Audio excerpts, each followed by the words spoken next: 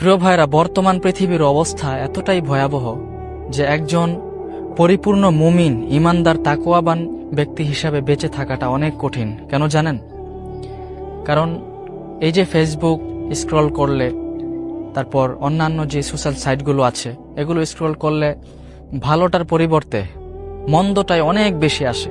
যেমন অশ্লীলতা, বেহায়াপনা, তারপর ইত্যাদি ইত্যাদি নানান ধরনের ভিডিও, এমন এমন কিছু বিষয় সামনে চলে আসে যেগুলো একজন পরিপূর্ণ ইমানদার মুমিন, যার মধ্যে একটুখানি হলেও তাকওয়া আছে, মহান রবের ভয় আছে, দেখা যাবে ছোট্ট একটা মন্দ কিংবা খারাপ ভিডিওর জন্য ইমান, এতদিনের সাজানো তাকওয়া, নিজেকে গড়ে তোলা, মহান রবের ভয় ভিতরে লালন করা, এগুলো সব নিমিষেই শেষ হয়ে যায়। আসলে বর্তমান যুগে খারাপ পথে হাঁটা এটা খুব সহজ, কিন্তু ভালো পথে হাঁটা এটা হচ্ছে একদম স্রোতের বিপরীত। দেখেন, রাসূলুল্লাহ সাল্লাল্লাহু আলাইহি সাল্লাম আজ থেকে 1400 বছর আগে যে কথা আমাদেরকে বলে গিয়েছেন, আমাদেরকে যে দিক নির্দেশনা দিয়ে গিয়েছেন, সেই কথাগুলো কিন্তু আজকে আমরা রিপিট করছি।